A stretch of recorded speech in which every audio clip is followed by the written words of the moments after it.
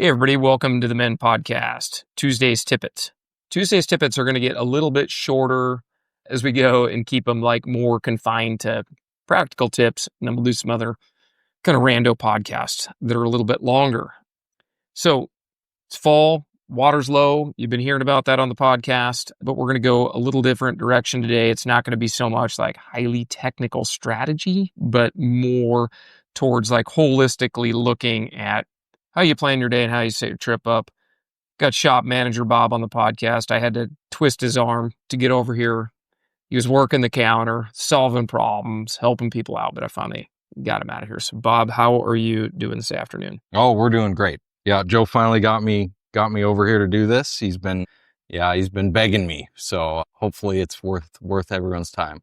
A lot of people might not have even been listening to the podcast way back when, but one of the more listened to podcasts featured shop manager Bob. Was it Campeche, Mexico we did podcast? We did one about Christmas Island ages ago. I think before we went, it was you were informing me about it. And then, yes, I think we did a Campeche with a whole group. That was pretty fun. That was fun. We cracked a beer and just turned the recorder on. But yeah, it's super to have Bob on the podcast. So many of you guys know Bob because, the thing about Bob that you got to know, he works with more anglers. I would be willing to bet money he works with more anglers on an annual basis going fishing that day than any other shop manager in the country. Sometimes he's quarterback and he's handing the ball off to, the staff that you got there. But the point is, Bob gets to witness testimonies, a lot of pre-trip and a lot of post-trip testimonies from, both guided guests, but also, the podcast really angled towards do-it-yourself anglers. Those are the ones we're trying to feed full of information that we're not going to be there on the river with to help. But I got a series of questions here, and one of them is, what's the one thing you wish every angler knew before they showed up at the shop or launched their boat? Well, that's a great question. I mean, I think that the most important thing for the do-it-yourself angler is to spend some time observing. And that's observing what the river's doing, what are the other fishermen doing, what are the fish doing, what are the bugs doing, right? So many people want to come and just have a magic bullet and this is what you need to do today, this is the rock you need to stand on today. And wouldn't that be great? But that's not how it works. So, the one thing that I would suggest is just take a second and observe. And, that's going to immensely improve your fishing throughout the day. That is an unbelievably good tip. And I think a lot of our expertise doesn't always come from you and I actively fishing, right? Because you've got two little ones at home, wonderful, beautiful little girls. And you're not fishing as much as you used to, but your knowledge is increased exponentially because you get to witness and watch. And what you said about watching, seeing what the guides are picking out, seeing what the boats are doing. Are they stopping the boat and waiting? Are they fishing while they're moving? Are they casting toward the shore? Are they fishing in the middle? And actually being a little bit of a fly on the wall. And I do this with spay fishing a lot. When I go to the Snake River or wherever where I'm not, I don't intimately know every run. I look for old guys with spay rods that look like they know what they're doing. Absolutely. I pay attention to where those guys are standing, but I think we do that here a lot too. Yeah, absolutely. I mean, just like you're saying, I mean, are people fishing the deep pools? Are they fishing the fast water? Are you fishing the cut banks? Are you not? And if you're not paying attention, you can float right by a pod of feeding fish, especially out here this time of year where there's blue wings hatching and things like that aren't necessarily everywhere in the river, but they might just be in this 100-yard stretch. Tough shade. Yeah. And you could just miss it if you're not watching. Not paying attention. Yeah, you can see bobbers on guide boats from a mile away, which is usually what the guide boats are running, or bobbers. We've said this again on the podcast. A guided trip is not your own trip. I mean, the guides manage double nymph rigs really well, and we cover a lot of water. We can afford to be noisy, but yeah, I like the observing thing. One thing I noticed when I was on the river down there today are the skins from October caddis. Mm-hmm. Mm-hmm. I don't know why we don't see those adult bugs all that much, but the pupa skins are all over those damn rocks right now. Mm-hmm. So they must be out at like dark. They must be. Yeah. I mean, they're everywhere. You only see a couple, but the fish seem to eat them if you give them a chance a lot of times. Yeah, so that's like one thing of taking a look at the riverbank as well and just simply observing. But yeah, you're right. The fish feeding on blue wings right now are damn stealthy. I mean, Mm-hmm. they just seem to be tucked back into the cliff shadows, and man, they're making like no disturbance. I also like what you said about the magic bullet. Yeah. I wish there was one, man. Yeah. I mean, we talk to, countless folks coming through the fly shop and always try to give them the best advice we can, of course. But I mean, I think that's another thing of a well-prepared angler is they're willing to take some advice and maybe change their game plan depending on what we say may or may not be going out on the river, instead of just being stuck into their lane, what they are comfortable doing or normally might be doing. Maybe we say, well, shoot, you should try skating a crane fly. Well, I've never done that. And, how do you do that? Right. And maybe they can have a great day. Yeah, I think there's a balance between like, you know, humility is huge. It was, last week I had Russ Miller on the podcast and was asking what it's like to fish in competition. And one of the, 'cause I've never done that before, but what he said it almost poetically when we were on the river. And I don't know how it sounded on the podcast, but basically he said like anglers with no humility that fish competitively struggle. Mm. Like you have to be willing to go, I didn't have the best idea today. Like, somebody beat me convincingly using a technique that I thought was stupid, Mm-hmm. and all of a sudden you're like, well, the data's on the board, man. Like, they caught twice as many fish as you in an actually a quantifiable environment where there's no Mm. BS, there's no bullshit, there's no lying, there's no excuses. Either you caught or you didn't catch. That's one thing that's intriguing about competition to me. But he was saying that humility goes a long ways in that competitive world because there will be certain anglers he's witnessed that are very isolated and a bit stubborn. And he said they tend to struggle and they're not sharers. And he said sharers are much more successful. And I think sharers are probably also, perhaps, I mean, we all know that jerk that wants to tell you how great he is all the time, but like that's bragging. That's not sharing. Sharing is genuinely offering advice to help somebody. But I think there is a bit of humility involved. What about this? Like, so somebody comes in the store and we have, I mean, I don't know, on a busy weekend, we have 100 customers. I have no idea what it is. Might be more. I mean, it's a big canyon here. What are some of the mistakes people make, when you see them embarking and you want to like, if you could just be like in that movie, Jim Carrey, Liar, Liar, where you could tell no lies. All right. And somebody comes in with a plan or an idea and they're running it by you, kind of looking for advice, but you can give them advice and they don't listen. Like, what are the mistakes people make, would you say, that come through the Oh, store? it happens. Yeah, frequently. We try to point out the best flies or what we might be using. They're like, oh, that doesn't work. You don't want, I tried that. It doesn't work. I tried And that. you're like, well, okay. I mean, maybe you could try it again. And when did you try it? Well, I was out there first thing this morning. Well, maybe the fish weren't active first thing when it was 40 degrees in the fall, or whatever it might be. But I mean, that's one of them for sure. Just because it failed once, doesn't mean it's a failure. Even the best fly in the best spot doesn't always catch fish. Like, oh, we all know that. Yeah, like there's no snake oil, man. There's no magic bullet. So Yeah. so people who are like they ask, but then they're resistant to advice. Absolutely. Yeah, Okay. yeah. So what other things do you have to talk people off the ledge? Like, Oh, another one that's common in the fall time is, we're using a lot of small bugs, small blue wing olive nymphs, size 18, size 20, and they're like, well, I can't even tie it on. It's so small. And you're like, well, yeah, it's difficult, but I don't know if a size 12 is going to work, and so sometimes that's a tough one. Yeah. So people think about small bugs. I just did my little weekly trout snack, Instagram video, and I just love bugs. That's why I am passionate in love with trout fishing, is because I love the insects and I love seeing what imitates them. I like tying my own bugs.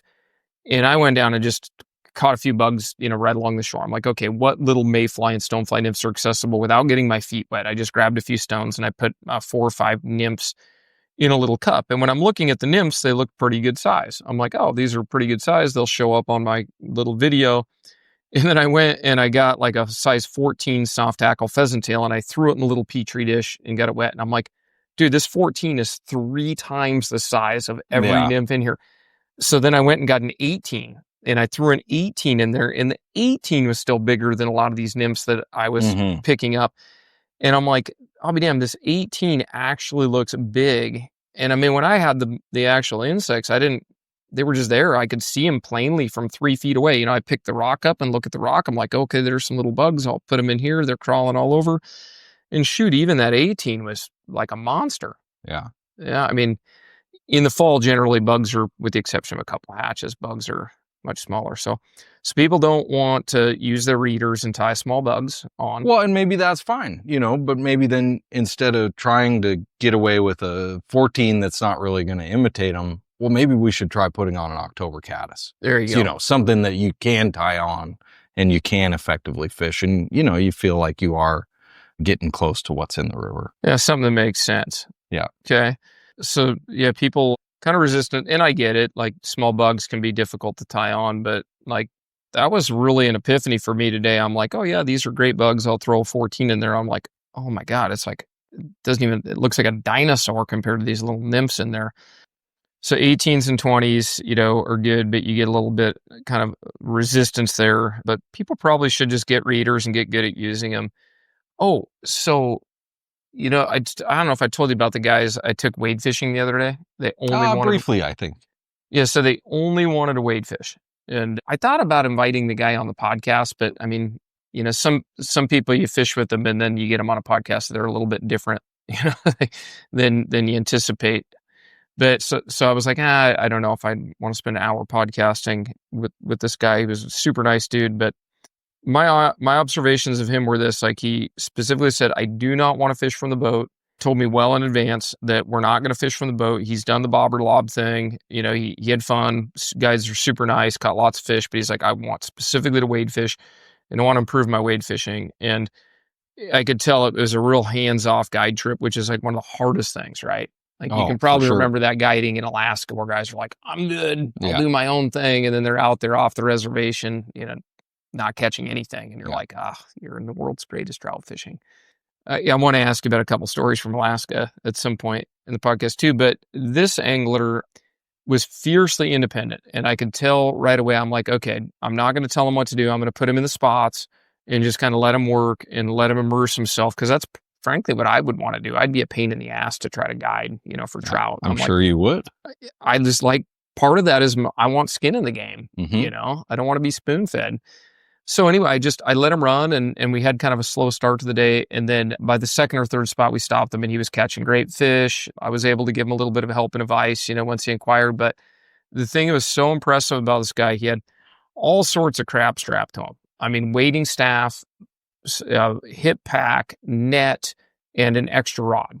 Like, I mean, that's a lot of stuff, and some kind of lanyard, because he was efficient. And I watched that dude operate and I'm like, for most people, if I strap that much stuff to them, like, they would be so awkward and inept at dealing with their staff, at, netting their own fish, at dealing with that second rod that's strapped to them. And this guy, he could tie on all the little flies. Oh, he had the cheaters too, right? Yeah. So he could tie on tiny tippet. He could untangle a tiny tippet, and then he had his extra rod and he had all this stuff. And it was like just a thing of beauty seeing somebody who took the time to get used to all those little things that would be cumbersome for somebody new, be very efficient. And by day's end, I mean, we only waited all day and he did excellent. It was just, I was very impressed by his autonomy of being able to just go operate independently without, the need for a lot of help, but he appreciated the small amount of help I gave him. But I mean, he's probably in his 60s. He had zero issues dealing with any of the small tippet because he just snapped his glasses together and bada boom, bada bing. I mean, it's like something he'd practiced, and done. All right. Is there anything like, I did take a couple of notes here. So there's obviously a difference between, float fishermen and wade fishing. And I have a term I wrote down here that I want you to try to guess what it means. What is shuttle peeping called?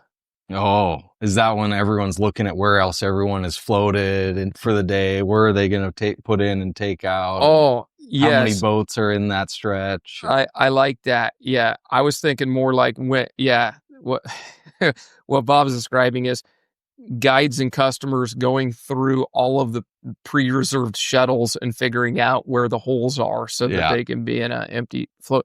No, I'm thinking more in terms of like when we're running shuttles and we can peep Mm, on the anglers on the river throughout the day. yeah. So Okay. Yeah. so shuttle peeping, right? It's like we're kind of a peeping Tom while we're cruising up and down the road, like, hey, what's this guy doing? Oh, he's got a fish, you know. Hey man, he's in the same spot he was 3 hours ago, you know. Yeah. Yeah. So when we do shuttles, we observe a lot of anglers. What what would you say like strategically, on average, wade fishermen? What are some of the good things that you see people do when we're just observing cruising up and down the road, and what are some of the mistakes people may make when they're on foot? Well, I mean, one of the things that you see, which I would consider a mistake, is when you're out wading, you want to wade, you want to get out there, you want to get after, you want to get in the river. Well, you've now gone beyond where the trout are, and you should be casting back at the bank, you know, which is classic, right? Because Guys wading waist deep right in the oh middle of the yeah, bucket. and then they're casting into the shallows on the other side when really they should be fishing backwards, back towards the bank. When you're in a drift boat, a lot of times in the summer when there is water up on the banks, you're casting at the banks, right? And so the wade fishermen, or as it would be in the summer, a bank fisherman, the fish are going to be pretty close to the bank. You don't have to be casting a tremendous distance. But yeah, I always get a kick out of it when someone's way out in the middle of the river and the fish are back behind them. What percentage of fishermen that we see waiting, you're running a shuttle on a busy day, you might cruise up the can, you might see a dozen wade fishermen, or just let's say 10, just to make the math easy for percentages. What percentages of those 10 do you feel are standing in a spot where they could potentially catch trout? Oh, I mean, I think it's probably a pretty high percentage most of the time. Yeah, most of the time I would say it's a pretty high So percentage. above 50%. Oh, Yeah. absolutely.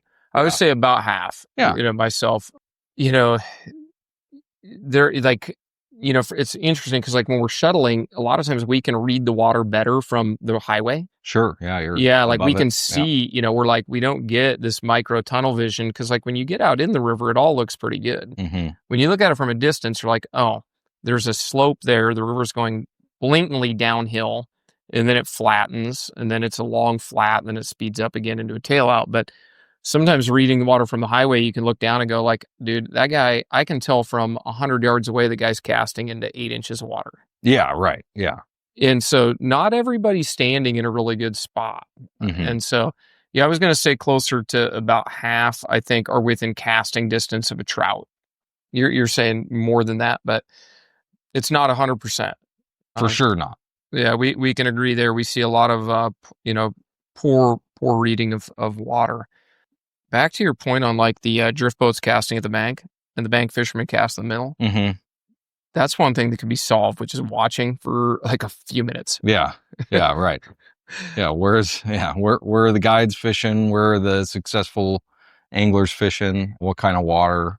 That kind of thing. Absolutely. Yeah, I mean, if you see a guide anchored up in a whitewater rock garden, that's actively like working that water, that's very different than seeing a guide who happens to be parked in a very deep, long, slow pool, Right. expending the same amount of energy. You don't have to fish like the guides, but there are some things that we would encourage you to cheat off our paper for sure.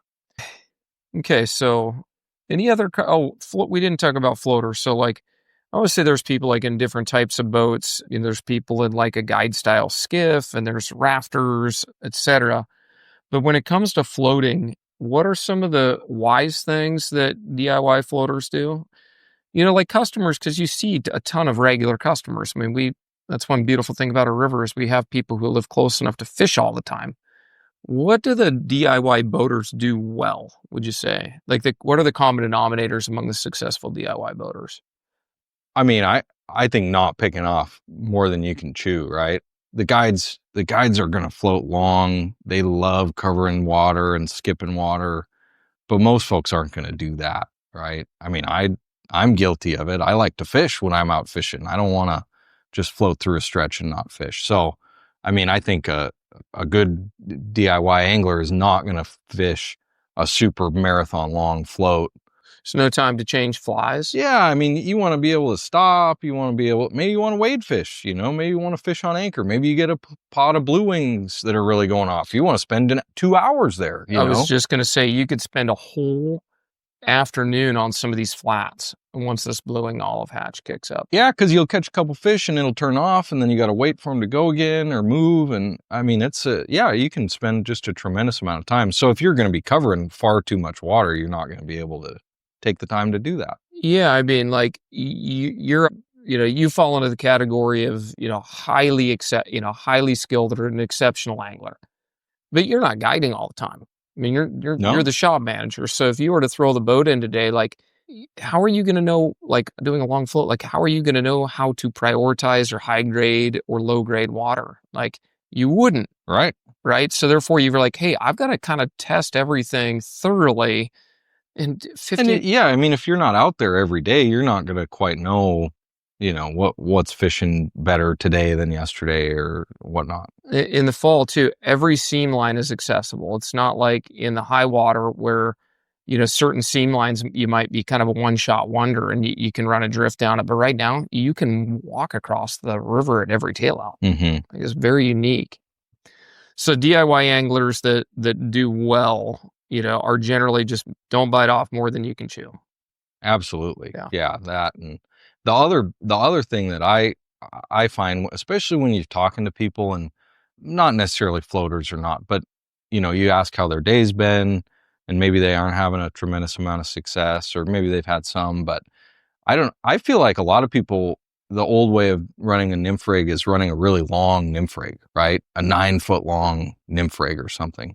And I think that was because you probably remember, but that was because we were using little copper beaded flies, no tungsten, things like that. I think people run their rigs too deep and they lose a lot of flies too. Totally agree. They're tough to control. And I think we were rapping about this in the shop one day, and those deeper rigs work okay if you're standing in like an inside bend and you lob the line upstream and it kind of trickles down. The nymph never really gets under the indicator. But tungsten's changed everything. I mean, most of us are trying to get that 90-degree drop, so we're directly under our indicator anymore. But yeah, there's definitely a lack of control. And I don't know, my memory's fuzzy anymore because we're doing so many of these podcasts, but I don't think I mentioned this, but so the other night it was about 5 p.m. and I think it was last week, Thursday or Friday last week. And it was about 5 p.m. and David was the only one on the shop floor. Yeah, because the restaurant was open. So it was one of those days of the week. And so it was about 5 p.m. and I'm just taking off. I'm like, hey, David, see you later. He had a customer or two in the store. It wasn't too busy. Well, then 3 college dudes are coming into this shop. And I'm like, oh man, that's going to overwhelm him. I'm like, I'll just go back in and I'll just kind of help him get through this rush. Man, I was in here for an hour, talking to these 3 college students because they remind me of myself so much, freshman in college, broke as a joke, just want to get some fish on flies. And the advice I gave those guys is reminiscent of what you're talking about. And that is, I said, man, just get good at one thing. Don't try to, fish hopper droppers. Dry flies are going to be isolated to really fortunate timing on hatches and, late in the evening at this time. Just get good at fishing yarn indicator and a single nymph. Do one thing and do one thing extremely well and figure it out. And I specifically told them, I'm like, do not run these damn things deep. I said, you're going to lose these flies, man. I go, you guys are broke. Because they told me, they're like, one of them bought a rod and a reel. And he's like, this is all the money I got. And I'm like, okay, we're going to make the most bang for your buck here. And so he bought one of them bought a rod and a reel. The other guy's got half dozen flies. And I was like, dude, you don't pay for them until you lose them. Just take good care of these things. But yeah, a really efficient angler is going to be able to run, as short as possible while still being effective and not, I think, get too distracted by kind of the fringe fishing, well, let's throw all there's, like dry fly fishing is great. It's the heart and soul of the sport. But again, it's isolated at very specific times. And so I think there's a lot of value in people. There's lots of different ways to fish, but like becoming capable at one thing is really good. And those shorter line nymph rigs, like ultralight nymph rig, you're also getting a lot of less false positives on the hook set. For sure. So Yeah. people now people now are like, was that a fish? Hell, I don't know. Like hitting Yeah. the bottom all the time, like a shorter line nymph rig, if you get it down right, like, I don't know, hopefully more than half the time it's going to be a fish. And then people learn much quicker and they fish more confidently.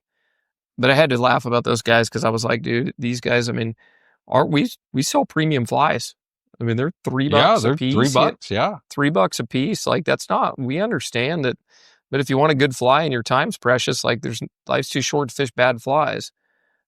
But I really I spent a ton of time with those guys. And another guy came in and I might have the lead on private access on a river I won't name on the podcast. He came in and bought some hunting boots and I ended up BSing with this guy forever. He was so cool. And one day he's a fly fisherman and yeah, he may have some exclusive access that we will discuss later, but it was a worthy stay into the evening that night. Okay. So define, define, define a successful angler. We're talking just trout angler here. Like it could be applied to lots, but like define a successful trout angler that you encounter in store in your daily. Well, success is a interesting way to put it. I guess that can mean a lot of different things for different people. But I mean, I think someone that's successful is just, that they're going to get out fishing. They're going to cover some good water. Maybe they catch fish, maybe they don't, but they, really are effectively fishing, They're not wasting their time monkeying about with all kinds of, kind of like you're saying, all kinds of different rod. I mean, you've got your Euro rod. I got my trout spay. We're going to dry fly. It's like, let's do a couple things. We're going to do it well today. And maybe today I want to go trout spay fishing and that's it. And I know that I could go catch some more fish on an indicator rig or something, but I just want to catch them on my trout spay. We've got these two brothers that come in. They're a hoot, and that's kind of how they are. They come in, they went fishing, they had a great time.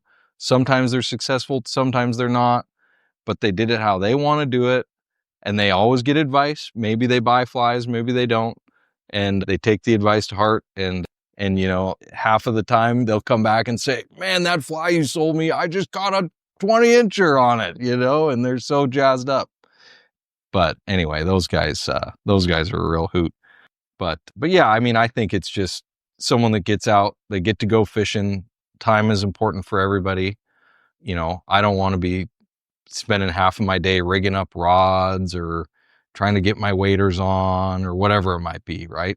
Get out on the water, go fishing and have a good time. Whether you're successful or not, I think we could all agree or the catching part isn't what the day is all about, right? That's pretty much spot on with what I was going to say, because the catching will take care of itself. Like you and I could choose 200 different flies today and go out and catch enough fish to be satisfied. I mean, fish will eat a lot of different things.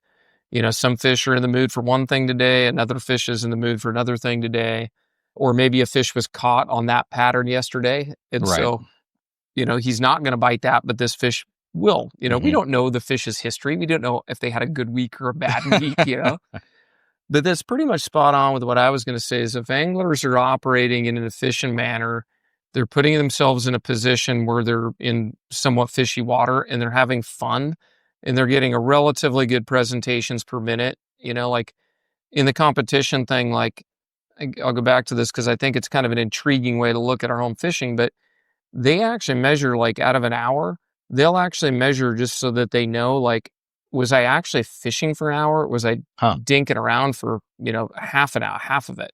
So they count or time like how many presentations per minute they're getting. And then they know like, okay, I was operating really smooth with this rig, this little dry dropper rig, whatever, this dry fly.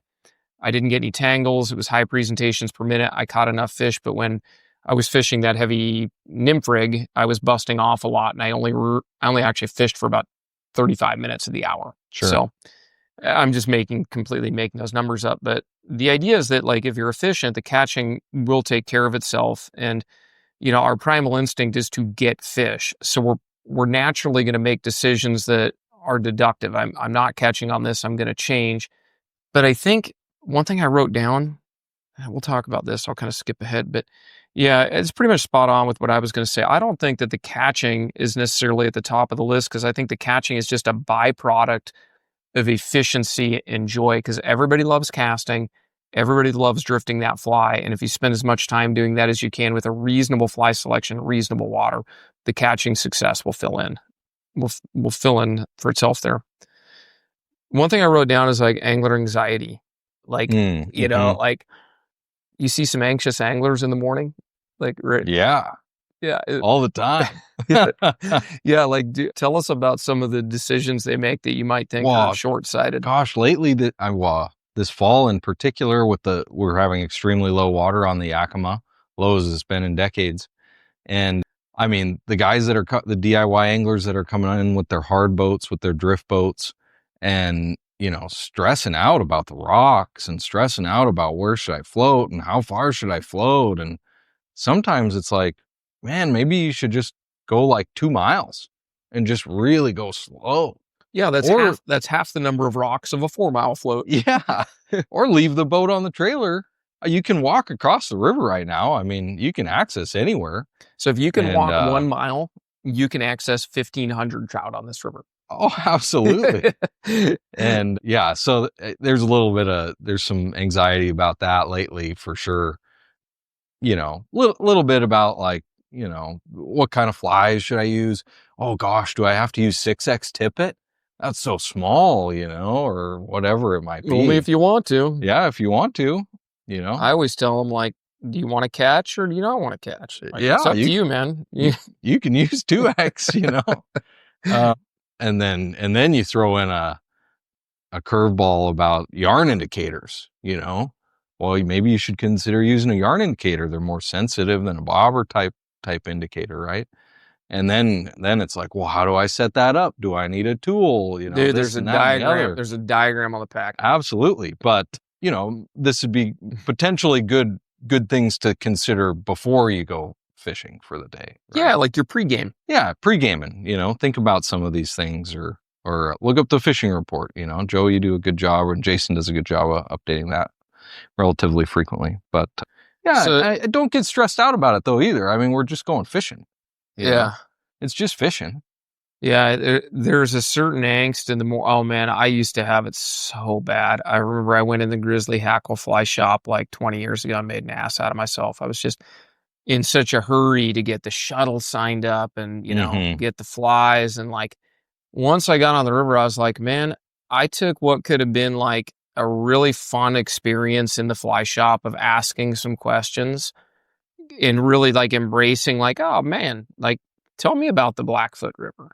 Tell me about the, tell me and teach me like, and I could have taken like an extra 15 or 20 minutes and actually extracted like an experience out of being in the store in the morning. Doesn't mean I had to buy anything, but I was in such a hurry to get my shuttle and get everything done. And when I say I made an ass out of myself, I didn't necessarily make an ass out of myself, but I was in a real hurry to get like in and out of the checkpoint. We see a lot of that people treat that shop experience like a checkpoint, and that's fine. If all you need is a shuttle, and an affirmation you're doing it right, we'll certainly give you that. But our staff is so wonderful. The staff that you've built, Bob, is so wonderful. Like, ask them how they would do it sometimes. Like, yeah, I think that is a missing, component of, don't just tell me what you're telling every customer, because sometimes I think the staff might be like, well, here's what I would do. Like, I would keep it really simple, like, or they might make it more complicated. But I think sometimes asking the staff exactly what they would personally do is an interesting question, because if somebody would ask me what I would personally do, it might not always be what I'm recommending. And it's not because I'm diverting attention away from a certain strategy or a certain pattern or something like that. But I might say, if I were going out today, I'd probably just throw a sink tip and a little tiny streamer. It's a cold morning and I can't tie 5X tippet really well when my fingers are cold. Right. Absolutely. I'm like, Not that it's bad advice, but it's not the first thing that you would say. yeah, it's not the first thing I would say. So I think that that's like, there's an experience value to being in the store. I think that people, when they interact with shop staff, and this applies not to just Reds. I mean, this is like any shop you go to in the world. I think you can have an experience in there that will exceed your expectations by just asking some more unique questions. Yeah. Um, I love that. Yeah. yeah, and yeah, what would you personally do today? Where would you personally go? And they might suggest something that's a little bit more challenging or more unique, and that might be intriguing to somebody instead of just providing the angler the low hanging fruit. Hmm. Which is, I think that's our default answer is like, we're going to provide you the most low hanging fruit because we desperately want you to succeed. Like if you succeed, we succeed. We're invested in the success of every angler. And by the way, I didn't give Bob these questions for the podcast. This is like a pop quiz. Yeah, I know. You said that you weren't even going to have notes. Dude, I used Chat GPT to help I'm me make sure my you notes did. because did you hear me doing the voice text thing today into Yes. Chat GPT? That didn't work worth a crap. I was typing into Chat GPT. I'm like, proofread this, chat, And then I always have to tell Chat GPT, don't make me sound like a Chat GPT. Like you Yeah. got to like make me sound like me, like keep in some of this stuff. Yeah, the voice text thing didn't work, but that's how lazy I've gotten. There's a lot of stuff doing today. So Bob's doing well with the pop quiz. And I think we kind of covered this, but I want to talk about like successful anglers and how their gear is prepared. Like, do you think that if 10 anglers came in and you were to walk out to their vehicle or their boat, are more than half prepared, well prepared, well organized, or less than half? Probably about half. About I half the I'd say anglers. probably about half. Yeah, I mean, because you've got, well, obviously we see all kinds of folks, right? We see the guys that are out every weekend and their rods are rigged and they got a rod rack and whatever it might be, and then you see who has enough time, right? You see guys that are out for, maybe this is the first weekend they made it out this year because they've been busy and their kids are in sports, Yeah. and they got to get the rod put together and they got to get their waders out of the closet and all kinds of stuff. So you see all kinds, but yeah, certainly being prepared makes your day of fishing much easier. Yeah. What parts of the gear? So, like, somebody's got a gear kit. Let's just say you were to do like a vehicle check or DIY anglers. Can you imagine? That'd be pretty funny actually. But if you were to walk out to their gear, what are the most important gear components for the trout angler to have well organized, would you say? Well, I mean, I think obviously your kit bag should be, fairly ready to go. It's got the flies, it's got your tippet, whether that's in a boat bag or that's in your hip pack. I think that's super important. Personally, I like to have a rod rigged up. I likely will change the flies that are on it, but just having at least one or two rods rigged up. Just right in your Forerunner. Yeah. Are you still doing the river quiver thing? I have the river quiver, but I throw them in half the time. Half the time I throw them in the river Yeah, quiver 10-foot deal. rod fits in that. Oh Fits yeah. in every SUV. And so, but man, for me, that's really helpful just because you're nearly ready to fish. Even if you got to change your flies, it's pretty quick versus putting all the pieces together and putting the reel on and putting a new leader on. And Well, it's funny you say that because like anytime I go to the Klickitat or the Methow or the Basin, like, an hour to 2 hours away from home, and I I would say 90% of the time I will rig that rod up before I go. So that I me know too. everything's there. I've got the reel, I've got the rod, I've got a basic leader, a plan A fly, and I'll put it on. And I don't think we see that as much as like, I think we have an experience. Like, I mean, there's always somebody who forgets their reel Yeah. or, they don't have the right line on there. There's always a little hiccup, but yeah, Well, I it's think just you're going to spend an hour in the car, 2 hours in the car. The last thing you want to do when you get there is put your rod together. yeah, I want to go fishing. yeah. I think there's so pre-rig rods and I'm really bad about this because I jump back and forth between boat and wade fishing so much. And this guy I fished with the other day was like such a good case study of what like a well-prepared angler is like. I wrote like an Instagram post that was way too long. Nobody will ever read it, but if you follow us on Instagram, go back like, somewhere like October 6th and just, you can read that little post. But man, it was so cool to watch that dude because he had like his fly patch on the outside of his bag. He had his tippet accessible, his nippers accessible, even down to his readers. Everything was tuned in. And that guy was like so much more efficient than the average angler. And I Yeah. was like, man, if we could get people to be more organized, like just know exactly where their nymphs are, where their tapered leaders are, where their tippet is. I always wear, I don't know what you do for a lanyard, but I always wear a lanyard with tippet on my neck because Mm-hmm. that's the last thing I want to do is dig around and try to figure out which pocket my damn tippet is in when I need to make like some type of modification. Sure. Yeah. But the rod rigged up, I think is a good tip. If you're heading out this direction, like, that's easy to do the night before. Put the rod together, do it over a beer, get rigged up. You can always audible a little bit when you get here. And then if you were going out wading, are you doing hip pack, sling pack, backpack, fishing vest? What's your kit? What's your kit carry look like? Man, I mean, Not what you're using, what you could have. I have one of each. I could use any of them, but gosh, I mean, anymore, I like to use, it doesn't matter which one, I guess, but I prefer a smaller hip pack or a sling pack unless you're doing something real serious. But I like to put a little puck of flies or a small fly box in my pocket and, have some tippet handy, whether that's on a lanyard or in your pocket as well, and a set of hemos. And I might have more stuff in my bag, but I like to keep the stuff that I'm likely going to use, like tying on new flies or switching flies, new tippet, putting on a dry dropper rig.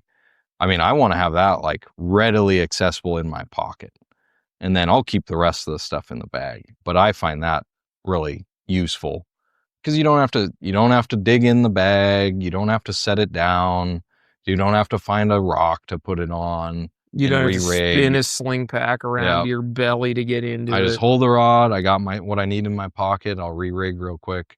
I mean, I don't have a fly fishing vest. Maybe that's my next investment because it's all right there. You've been saying for years you're going to bring back the vest, Well, I got this new damn, I know, and I got this new chest pack the other day. Yeah, the chest pack's cool. Dude, I can't really talk about it yet, but I am going to pimp that son of a thing gone out, dude. I'm going to have all my crap so ready.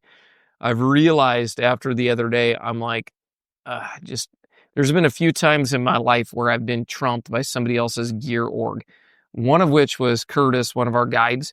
He's very orderly with his nymph selection. Mm-hmm. He's a hell of a fishing guide. And I was like, man, he's more organized than I am. Mm-hmm. And I completely reset my bags. I'm getting new boxes. I'm going to reset my bags. I've got to be able to get to exactly what I'm looking for and have it at my fingertips. And that was a little bit of an epiphany because I was like, man, I'd kind of been doing the fly puck thing like most of the guides do for a long time. And I was like, no, I'm going to get more organized. He's setting a good example there. And then fishing with this dude the other day, I was just so impressed. I'm like, man, that guy's more organized than I am with his wading kit because that's all he does is wade. Mm-hmm. I'll make an excuse for myself. I jump back and forth between the boat and the wading all the time. And then pretty soon, as you know, like you were steelheading last week, right? So like you steal some tools and tippet for your steelhead bag and you put it in your trout bag and then you go trout fishing and you realize it's in your steelhead bag. So I try to operate primarily out of just one bag, and then I go wading. But yeah, I think if people keep their flies organized, flies, tippets, small tackle items, pre-rig that rod, I think that they'll have just a better mindset. And then maybe they would have time to do the observation that you were talking about and actually look for a few bugs and clues, either from other anglers or nature itself to put them on the right path. Okay, I'm going to skip a couple of these stupid questions here. Do you ever see trends when certain flies are hot? Okay, there's certain... Absolutely. Yeah, there's certain flies that are hot, okay? Are they hot because it's a self-fulfilling prophecy, like you got a hot lead, or are they hot because the trout actually prefer them? I don't know. I've always wondered that, like, what's the favorite, what's your favorite trout fly, Joe? Oh, today? Just your all-time favorite. Oh, I did this. We had this discussion on a podcast and I made the guest choose one fly to fish trout the entire rest of their life. Yeah. What a brutal question. I think Steve said he was going to use a Rose's violet tag. That was going to be the rest of his life fly. I mean, that's a good one. I can't But choose. Mine was a small TJ hooker because I can fish as an nymph or a streamer. But yeah, I mean, it's like whatever your favorite fly is, you're going to use it more frequently, so it's going to work more often. Oh, I'll catch him. I'll catch the hell out of him on that fly. But is it working because you're using it more often, or is it working because it works better? Oh, it's because I know how to fish it. Yeah. So I think it's a confidence thing. I think it's a confidence thing. Certainly the fly has to be a good fly, but also the confidence, because there's a lot of good flies, right? There's hundreds. Yeah, and we're not talking match the hatch stuff here. We're talking about your average day, like mediocre hatch, nothing really unique happening, just grabbing a bug. Obviously, a hopper during hopper season could be effective. Yeah, right. But okay, so you're fall under the guys that like when these little flies get trendy in the staff and the guides are gobbling them up. It's part of it's effective because it's effective, but it's primarily effective because you believe it's going to work. I think so. Yeah, I'm with you. I'm with you on that too. I think it becomes a self-fulfilling prophecy. Yeah. So, yeah, we're going to skip the question on river etiquette. That's a dumb question too. Okay, so let's talk about steelhead fishing, man. Yeah. So you just went down with a bunch of knuckleheads down there to the Klickitat and did some steelhead fishing. Yeah, we had a great time. Pretty good fishing. The first day of fishing, we had 2 boats. I think there was 5 of us the first day. And man, the fishing was horrible. Like, we caught 1 fish, didn't hook any other fish, no bobber downs, nothing. And you come into it thinking like, man, we really know what we're doing. We're going to get them today. And we sure did not. And if you had like a meter on the morale was low that night. The guys were talking about, if it's like this again tomorrow, I'm just going to go home early and, this and that and the other. And then, so anyway, that was kind of funny. I don't get that. I mean, you steelhead fishing, sometimes you don't get them, You got to be willing to take a goose egg. Yeah, I mean, so then the next day we go out and fish. We banged them up pretty good and had a great day of fishing. What changed conditions-wise? I mean, it was water clarity. I think the first day was colored, but not really bad. But it was certainly colored, but it never turned green. It was a little off color all day. And then the next day, we'd been hearing rumors that the river had been cycling from the snow melt from the previous day. And so then that next day, it did turn green at about 11. And it seemed like all of a sudden a light switch, turned on. Yeah, you were there when the lights came on. Yeah, because it was like for the next few hours, we were getting fish. And then it slowed down again towards evening. Yeah, and you guys caught Chinook and steelhead. Yeah. And yeah, you were with Troy Lichtenegger made that trip. Yep. I'm going to have him on the podcast. Oh, you should, yeah. I totally need to, man. I mean, he's just got, so much fishing experience. Yeah, we hired him. I mean, he was 18 when we hired him. I still remember. Yeah, he was saying he lived in a cabin on the property here. Yeah, he's I think he and Steve are the only 2 that ever lived on property. For other than, maybe a late evening here and there, we stay over once in a while. But yeah, I got to have Troy on the podcast. But yeah, I know, like, I'm a fly guy, right? I grew up throwing gear. I haven't thrown gear, hardly at all, other than little bass fish with my kids. But a couple of the guys threw gear on the trip. Oh, they were so jazzed. They got prawn or sand shrimp. Sand shrimp, I think, is what they are. Yeah. And these are past hardcore fly only. Oh, super fly fishermen. Yeah. If you told them 10 years ago they would be slinging, trying to sling bait for Chinook or steelhead, they'd be like, I will never do that. Yeah. And they were so jazzed up about trying to fish these sand shrimp and trying to fish these eggs. And, it's a mess and it's stinky and you got to put on your blue nitrile gloves and you look like a idiot down the river. And I mean, no offense if anyone does that, but anyway, it's not your norm. it's not our normal deal, Yeah, you feel like a poser. Yeah, yes, absolutely. Because we're like, man, how much eggs are you supposed to put on this thing? Are you supposed to put on eggs and a shrimp? We called that the cocktail, and It didn't work. Let me tell you, it didn't work at all. So you guys we fished. You caught way more on flies. We didn't hook a fish on the gear rods. We didn't hook a fish on bait, and we did,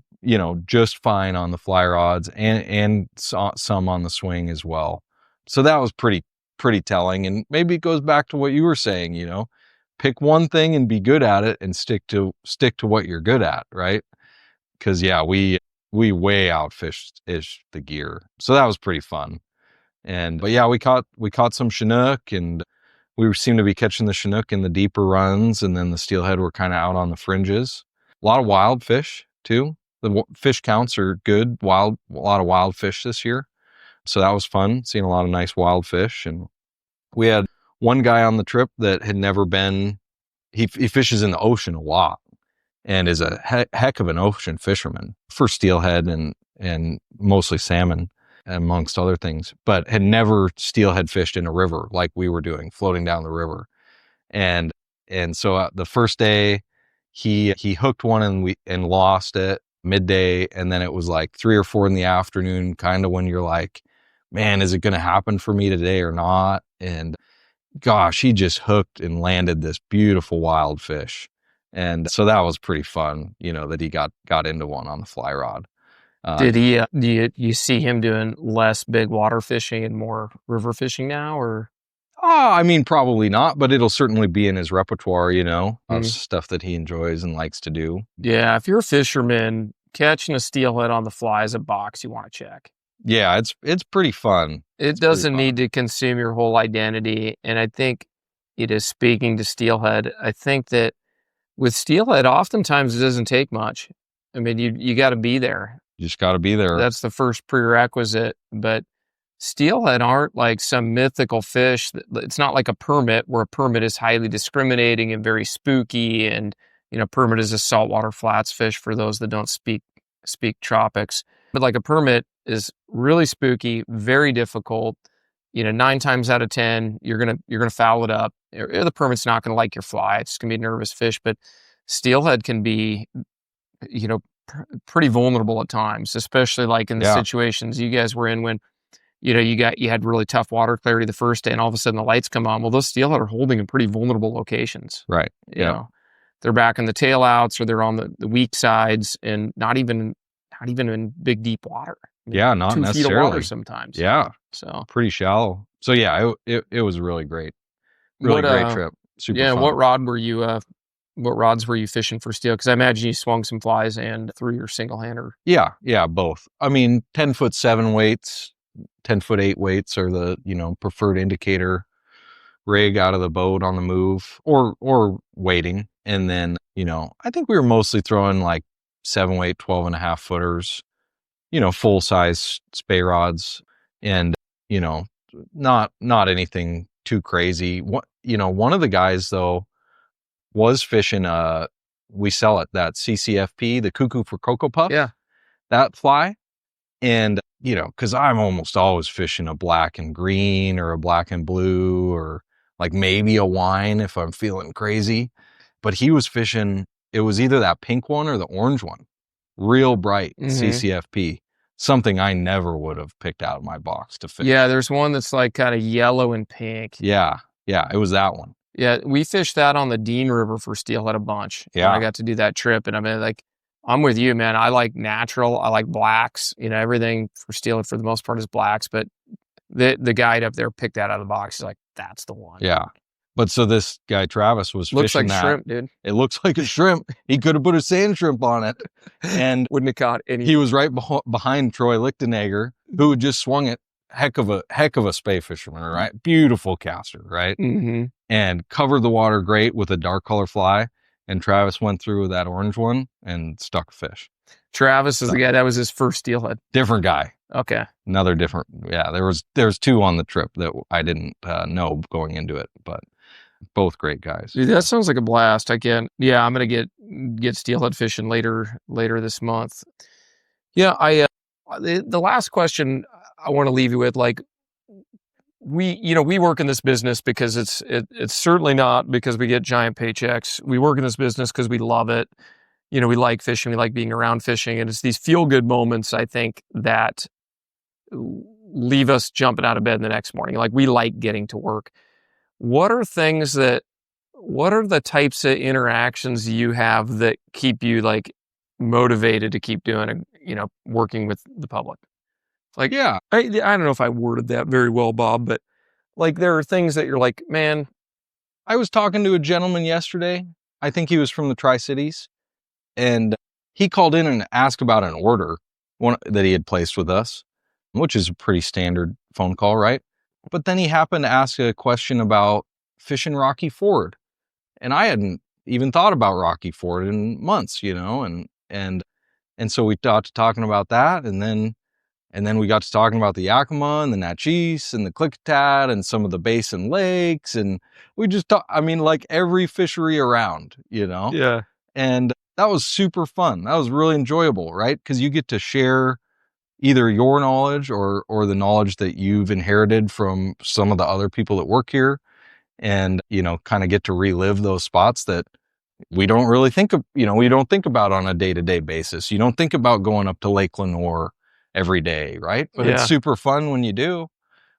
Yeah. So anyway, I love talking to people about fishing, and not just fishing here, but fishing all over, right? Yes, it's the conversations, Yeah. that we get to have. I think that there's a large contingency of anglers that fish a lot of those non-outfitted fisheries, like the Yakima River Canyon. Highly outfitted fishery, as it should be. It's a wonderful place to go. It's a great, easily accessible public water with lots of trout. But like a bunch of those fisheries that you just mentioned, although they might not be irrelevant to a lot of podcast listeners, some of the conversations that we get to share in, where we get to hear about other people's experiences on these ancillary fisheries, are Mm-hmm. very cool. Because every time I was in the shop like a week ago, and man, I talked to a guy for an hour and a half. I didn't have, and I so enjoyed. I went home and told a bunch of the stories to my family that he shared with me, Mm-hmm. because I had fished and traveled to a couple of the different fisheries he was chatting about. And I would agree, some of those conversations you get to have, those are places that we wish we could fish all the time, and that we get to live vicariously. I think the answer is we get to live vicariously through our customers at times, the same way they get to live vicariously Absolutely. through us. Yeah, I do enjoy the conversations, especially when we get a chance to like be on that shop floor interacting Yeah. with enthusiastic public, and we get to see people at their best. When they're getting ready to Yeah. go fishing. Yeah, I love seeing, regular customers or not, but those two brothers I was talking to you about, I sold them a trout spay rod, I sold him the flies, and then he comes in and shows me pictures of the fish he caught. It's a full circle, right? So stuff like that's pretty fun as well. Oh, so I was chatting with a guy the other day. I don't like to say people's last names on the podcast, but I'll say their first names. But his name's Dick. He's a local dude. He doesn't come in the shop very often, but I'm telling you, for 25 years, he's been doing the same gig. Like, I mean, he's getting older now. I mean, as we all are, but he fishes this time of year almost exclusively, and he'll cruise up and down the road. He used to drive white Toyota pickup, and he'll cruise up and down the canyon just looking for fish feeding on blue wings. Mm. And a lot of times, when it's cold, he'll just bring his net down and he'll just wear his jeans, and he just casts from the bank, and he'll find his feeders that are close to the Hmm. highway. And he just has his dry fly rod rigged up, keeps his hands warm. He'll jump out and he'll throw dries at these trout. He does a nice job of handling the fish. He'll net them from the shore. He's got a long handled net. Typically I don't like seeing people do that, but he's a mature dude. He knows how to handle a fish properly. He's been there before. But he came in the shop the other day, and man, I chatted with him for a long time. But it's fun to see all these different characters that have all these different types of approaches, because I'd long since forgotten about him, and because I hadn't seen him in a few years. But yeah, he just drives up and down the canyon until he sees them rising, pulls over, watches him. You'll see him do it. I see him from my boat. He'll watch them feed for 10 or 15 minutes. He'll figure out which fish he wants. And then he's an extremely good caster, and he'll go down and he'll target the largest fish in the pod. He'll catch the largest fish oftentimes, and then he'll go get back in his truck, and he'll just kind of like listen to the radio, listen to the Mariners game or whatever Yeah. the hell he's doing. and then I kid you not, man, another fish will pop up, and then he'll get out and he'll figure out which fish he wants next. He'll take that next fish. And What yeah, an interesting approach. Yeah. totally interesting approach, man. Like, we all don't have to do, fishing the same way. And I think that's the beauty of it, is we get to chat with these people that have all sorts of different, ideas and backgrounds. Oh, dude, was it you that told me that he met the guy that had tied the fly that I had tied on YouTube and then caught fish? No, but I was in the shop when that guy came through. Yeah, what did Was he talking. say? I mean, basically that he caught a fish on the fly that you tied and followed along, and he was super stoked about it. The shapeshifter sculpin. Yeah, yeah. You know how that fly got named? No. I was going to do a tying seminar a long time ago, and they're like, hey, we need names for your patterns. I'm like, I don't name these patterns. And I wrote down shapeshifter sculpin. And then I went to do this little tying seminar. You know that they're not all that well attended. They're not a Mm-hmm. big deal. And then out of the blue, the guy that does the organization did, like, it was kind of a Michael Buffer style announcement. And now tying the shapeshifter sculpin. And I was like, okay, that name stuck. Like, it Yeah. just kind of stuck with me. But I named it totally spontaneously. But I always like the name because I'm not convinced, that fish doesn't know it's a sculpin, man. It's a snack. Yeah. So it could be a bunch of different things. But Sure. all right, any concluding advice for somebody fishing month of October? Oh man. I mean, I think we've touched on a lot of these things, but small flies, small BWO dries or nymphs, yarn indicators, and if you're floating, don't go too far. Definitely a shorter float in this low water. I mean, 5 miles is plenty. Oh, that's a lot of water. Yeah. I mean, 2 miles, 3 miles is great. So Yep. Use the boat to carry your stuff. Don't be afraid to wade. Man, I'm such a poor promoter. Just for anybody still listening to the podcast, I just posted our October fly bundle for trout. And you can find that on our website under flies, assortments. And then I think it's called the Yakima River Seasonal Bundle. And what you can do is you don't have to buy the whole bundle, but go look at those patterns. You can click on them individually and kind of fill in some blanks. But those are really good patterns that a couple of us said would be really effective and unique in October. But I would pay special attention to the soft hackles that are in there. The soft hackles have been fishing really well this week, and that's partially because a lot of the nymphs are under the rocks, really doing a great job of hiding, and a lot of the nymphs in the column are actually in a state of emergence, and so that soft hackle can be really effective. But you can add that whole bundle to your cart, and then just cull the ones that you're not feeling, or maybe that you already have. So October fly bundles launch, and then if you know women that are curious about fly fishing, October 19th is our women's rendezvous. It's $30. It's a good open house, big fun. There'll be, some cool party games and stuff. It's a really good thing for people that just want to cast a little bit, learn a little bit, and be like, hey, I've always been curious, like, how am I going to get started without making a commitment to like a full plunge? But that women's rendezvous, it was a blast last year. The gals all had a super time, and it's booking up pretty good. So keep that in mind as well. Other than that, thanks for listening to the Men Podcast. Don't forget to shop at Red's. Red's is our one and only sponsor. So all we demand is extreme loyalty when it comes to purchasing your flies and tackle. Thanks, folks.